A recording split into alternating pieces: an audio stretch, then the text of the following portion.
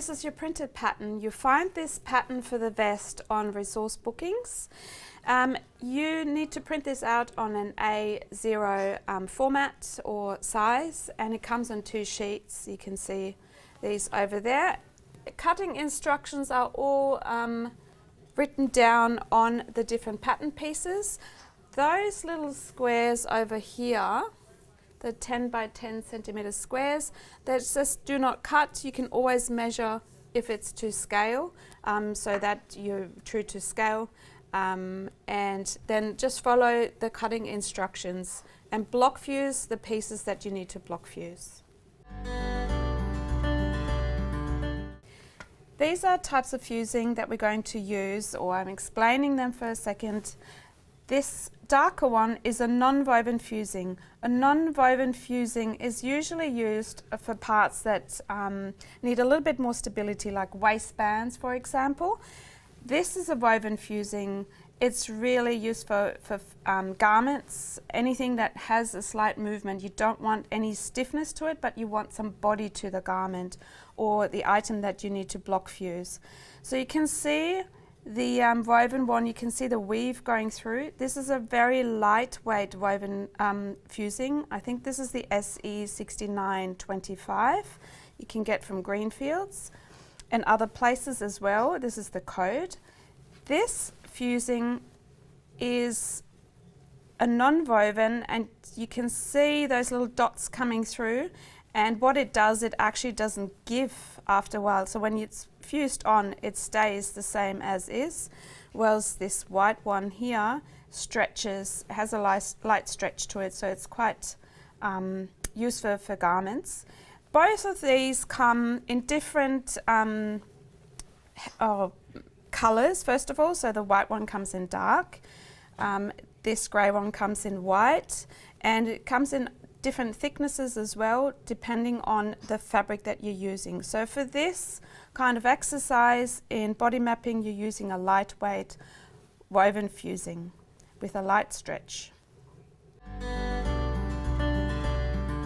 This is the vest that you're making from this pattern over here that you've printed out, and this is what the vest will look like. As an example, with a pocket here, jersey, woven fabric, open-ended zipper at the front, and the back has a zipper included in here. I quickly want to explain what the differences in jersey and for the right and wrong side. So this is just a toile, a jersey t-shirt. This is the right side of the t-shirt. And you can see the jersey has like lines, really fine lines going down, almost like a V-shape, sort of, and then lines going down. And when you look at the wrong side on the jersey, you can see kind of wiggly lines going across. So that is the wrong side of the jersey, whereas the straight lines going down, or V-shapes from the knit, that is the right side of the fabric or the jersey. To stitch the jersey top onto the bottom half of the vest, we need to prepare the jersey to be able to be stitched onto a woven. So the jersey is very stretchable. You can see it stretches. This is a both way stretch because of the knit, how it's knitted. So we need to make this not so stretchable, and because we're going to attach that onto a woven part. So what we're going to do is, as here, that is the part that gets stitched onto the calico or the fabric that you've chosen. This is your center front that needs to get fused, your neck and your shoulder. The armhole we're going to put a bind on later, and we don't need to fuse this part yet, or we don't need to fuse it at all because we're going to put a bind on that. You can see these tapes that I've used. They're really good tapes. This is 1 centimeter wide, and that is 2 centimeters. You can just get the 2 centimeter wide one and cut it in half. I've used the 2 centimeters at the front, the bottom and the shoulder, and the 1 centimeter on the neck. And I'm going to show you how I'm going to press this on. You can use your iron.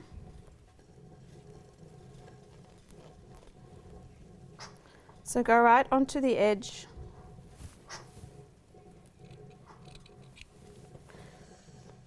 So this is obviously going over your seam allowance. So your seam allowance is at 1.2. This is 2 centimeters wide, so by the time you fold it, it'll be hidden. These tapes also come in dark grey. So you could use dark grey, but the white works for this sample. Then you're going to put some calico over, and we're going to press this on. We're going to do the same on the bottom here, and this is obviously pressed onto the wrong side of your jersey, so remember that's the wiggly line.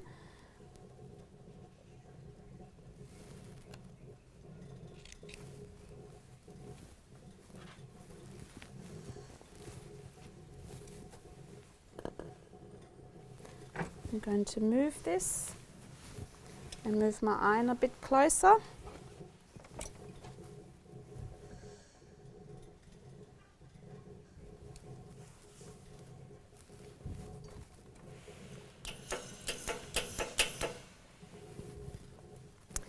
So if your iron doesn't have steam or not enough steam, you can go over this tape a few times. I'm going to do the shoulder now, and as you can see, the jersey sort of rolls in slightly. Just need to make sure that you catch right at the ends, and here I'm going to cut this on an angle. Come all the way out. And I'm placing calico over.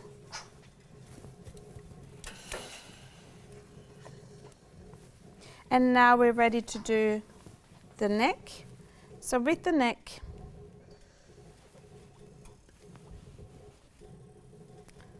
you start clipping in from the neck and overlapping the tape.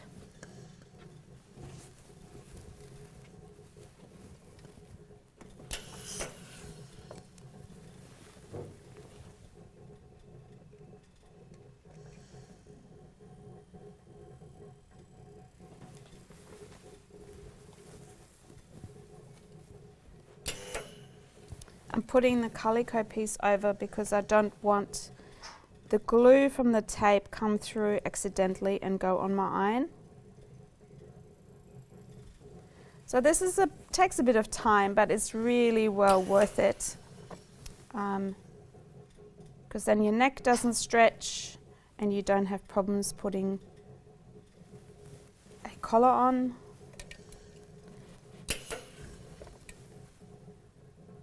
So remember, when you stitch jersey and woven together, that you stabilize the jersey with some tape. So you can cut your own with a bit of fusing.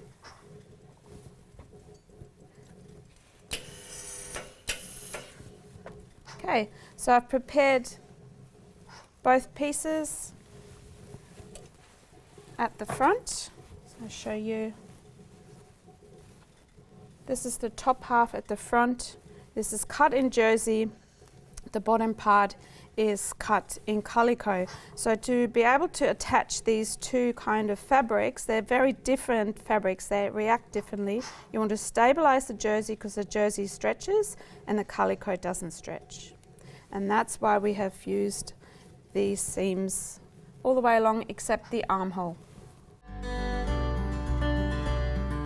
So I've got the back yoke from the vest, and we're going to insert a zipper into the back. To do that, I'd always recommend to use your tape again where the zipper is going to sit, and I will just do that along this extension that you can see coming out there. Make sure, just put the fusing tape into here.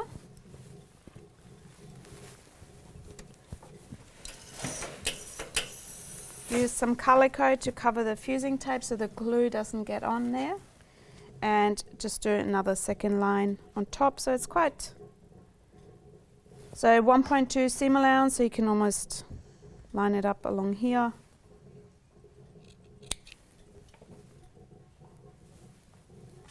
Doesn't matter if it's slightly overlapped.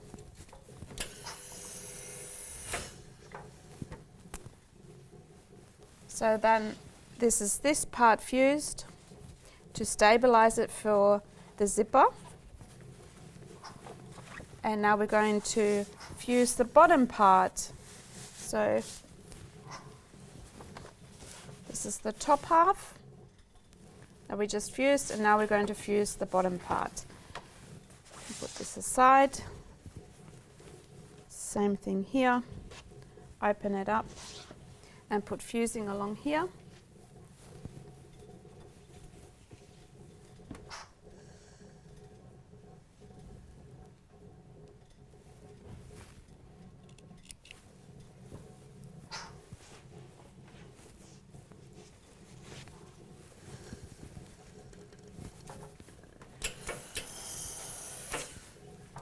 So if that comes undone, just go over it again. And the second piece.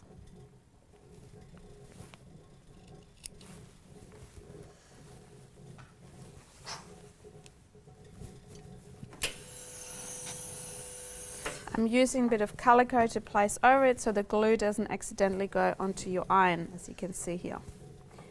So we now have put some fusing up on the pocket in the back and the bottom half as well. And we continue to put a fusing onto this part here. This is where your pocket, front pocket will be. And you have these pieces. Got one here, and I've got another one.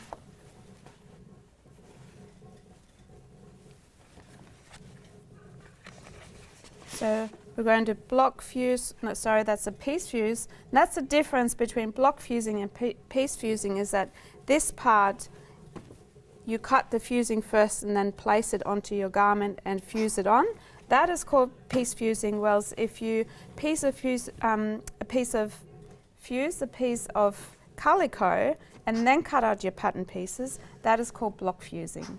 So this is kind of very important here because we need that stability on the jacket for the pocket when we insert the pocket.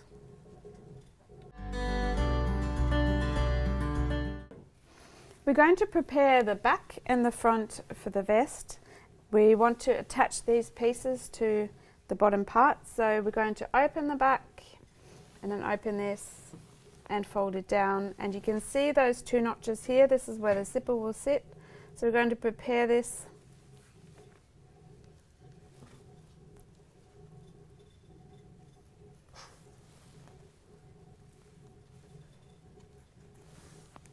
And pin this as well.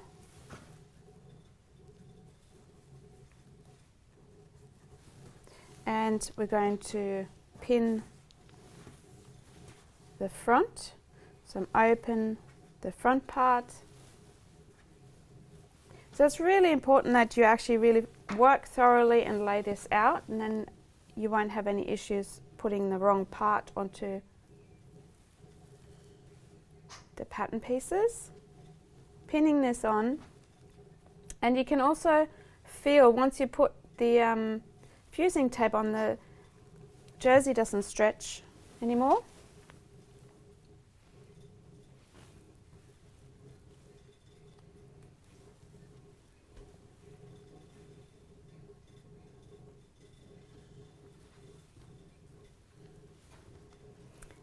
And these pieces are now ready to be attached.